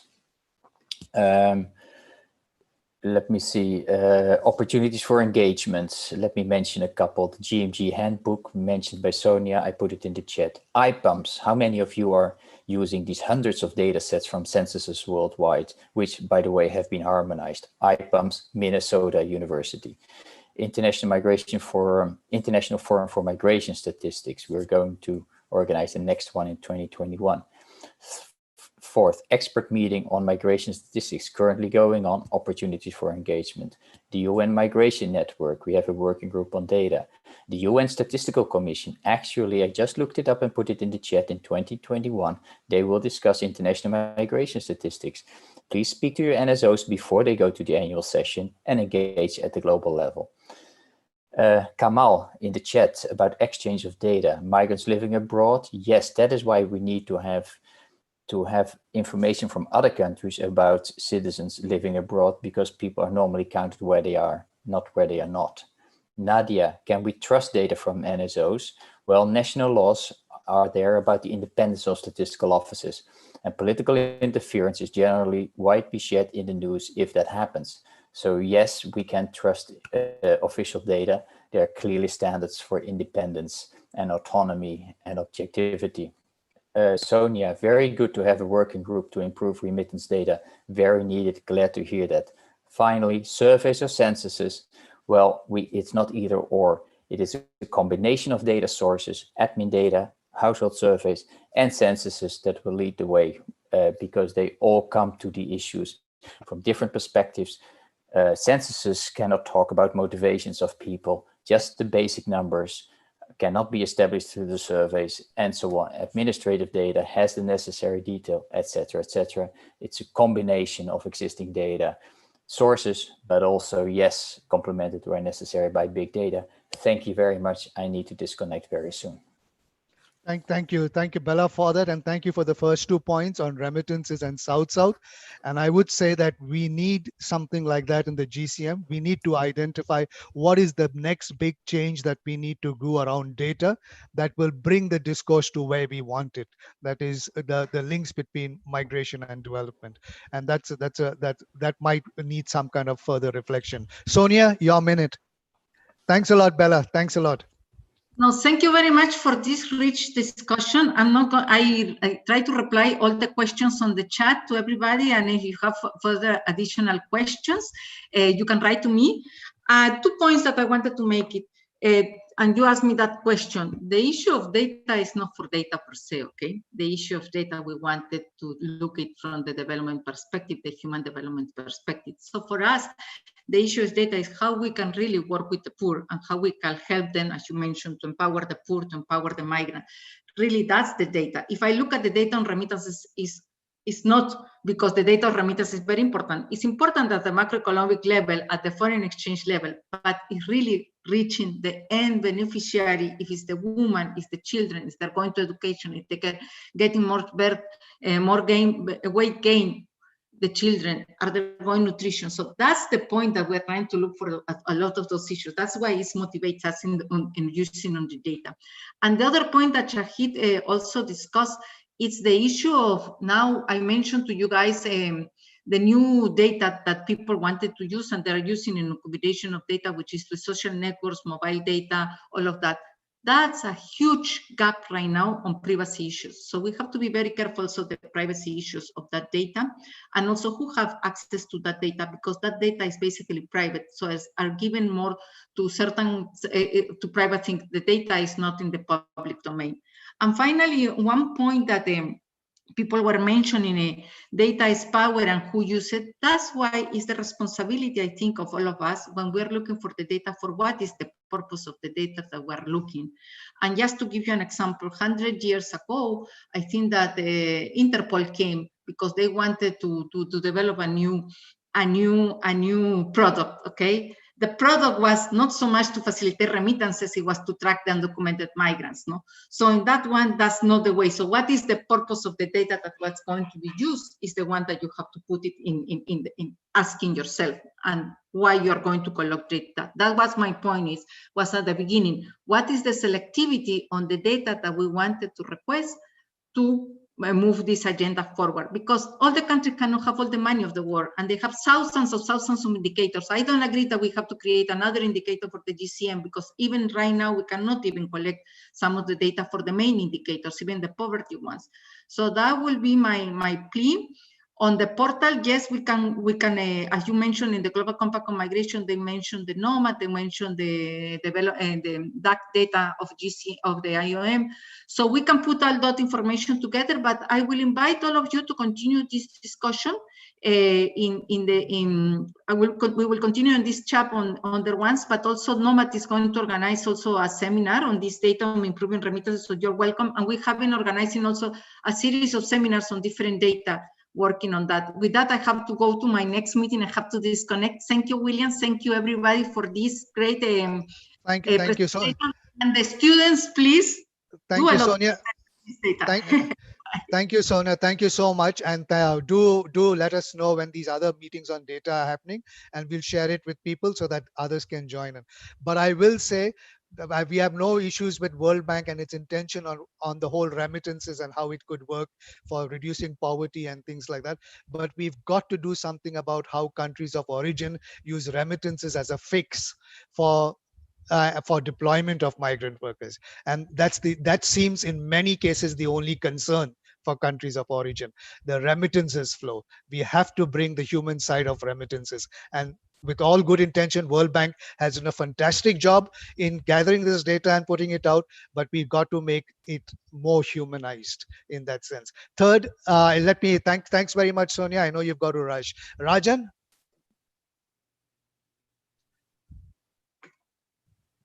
Rajan, your minute? Yes. 1 minute. Yeah, I think I agree with you, William, that when we talk about remittances, I think we should know more about the people behind that money, because it's basically, I talk about it's a blood money coming from many places. I think something important. The last point is, I believe in evidence-based policy. I don't believe in policy without evidence, because if you want to have evidence-based policy, you need data. Even you want a party at your home for a lunch, you should know how many people are going to come. That means you need the number. Numbers are crucial for the policy making. I'll stop here. Thank you very much.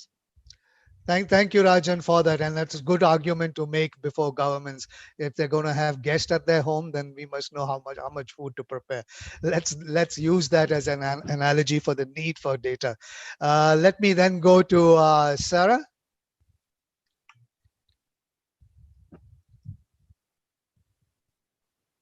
Sarah?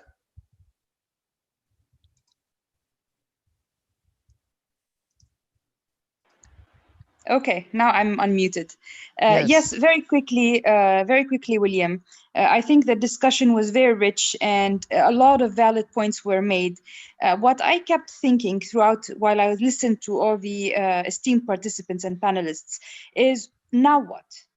So what do we do with all this discussion and all this information, and how do we work perhaps towards mobilizing a little bit more and pushing countries a little bit more to provide that accessible, timely, and good quality data? I think I usually have more questions than answers myself, but sometimes it's more important to ask the question. I think this forum, and along with other forums, would be the basis for starting this really global discussion on where do we go next and how do we improve this data, whether we're working with countries, our own countries at the national level, at the local level, what have you, or through international and regional organizations. I think this question today is particularly timely as we start the regional review of the GCM. And here I'll take them just a few seconds to answer a question I received, is how is the civil society and the different stakeholders involved in this review?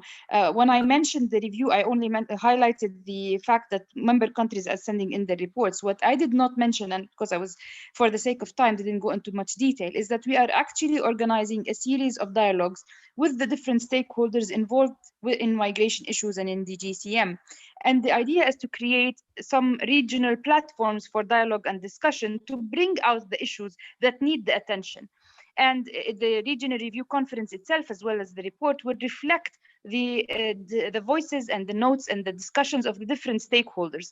And that will be our input into the IMRF. But just like the regional commissions in the different regions are leading on the regional reviews, there are regional reviews that are done by regional consultative processes, by civil society forums and other stakeholders. And I think it would be important to try through those different avenues, through these different channels, let's say, to highlight the issue of the data and what do we actually want from it. And here, and I'm speaking maybe perhaps on our own region, where we will try to come out with a roadmap for the next 4 years until the other, at least, regional review happens. We will want to have a roadmap of what do countries need to do. And we don't want to just, repeat what the GCM objective says, provide more reliable and timely data, but really develop something that's more actionable, that would be more useful for countries, for policymakers, for different stakeholders to use as a way forward. And I know this is only the first of a series of 22 other meetings that you will be organizing as yourself, your esteemed organizations and others. It would be good to try to think what is the outcome of all of this. I don't know if you had shared that. I have not received, but to try to say, okay, will we have some regional / global, even national, whatever, roadmap on how do we proceed on improving the data?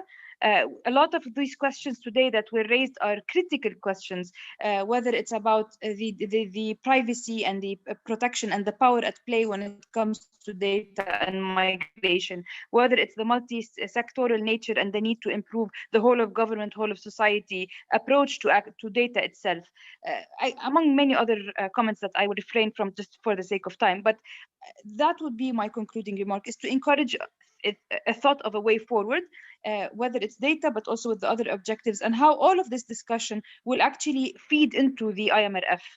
William, just my thoughts for food for thought, I would say. And with this, I thank you again and the organizers for a really wonderful discussion today. Over to you. Thank you, Sarah. And definitely, I think the objective of this 23 series is precisely to push for a roadmap at the national level, at the regional level, to push and encourage and work with governments on a roadmap so that the realization of the GCM becomes more real than fictional. And I hope we can work together with you on that. Paddy? William, I like the last words you've used, real and not fictional. And then I connected to what Shabari has just said about the inclusiveness, when we talk about who we include in not just, conversations around evidence-based policies and when we present the data, because a lot of the times we're talking to our central governments, our local governments, we forget the political space. And I think here we need to be quite deliberate about this. I'm reminded of, of an experience, this is back in 2010 or so, where Tanzania had taken one of the best decisions seen in the refugee migration, refugee management world, of naturalizing a group of refugees that had been in the country for a very long time. And things were steering up and the migrants were ready to move. And there was quite a backpull, and that came particularly from the parliament itself. So that tells you about having made decisions, coming with goodwill, looking at best practice, but having forgotten to have the relevant conversations of where would the people go? And when people have to go somewhere, then the political leaders have to have a say on what that happens. And of course, eventually it would impact on the integration of these newly naturalized Tanzanians at that time. So that's a story for research. But then other takeaways, I would say bring back human in data because it has a real face and it's a good visual. I think we really need to understand in terms of disaggregating our data, even as we bring it back to reviews that are taking place in the current space. I think we also need to bring back understanding the fact that it's human development we're measuring and not just development in general. And I think that gives us a reset. And these days, since we're in the mode of reset, we have some very good opportunities, because this is about improving livelihoods and livelihoods of many migrants in various situations. So same thing. I'm also tend to think about when we talk about migration and diaspora, for instance. Somebody just raised an important issue there that made me think, yes, why collect all this data? As a member of the diaspora, I would like to know, what do you use this data for? Is it used for my benefit or against my benefit? And therefore it becomes very difficult to get qualitative data in this case when the use of the data has not also been very well explained and when the intention is not also very clear. So on to that, I would say thanks a lot for having me. Thanks, Patty, and for even picking up some of those points that were very good for us as we go into conclusion. Let me thank all the resource persons and everybody who was on this call. I think never before. I think I agree with what Shabri said. Today, the importance of data and the need for evidence-based approach to migration policy was made very strongly today.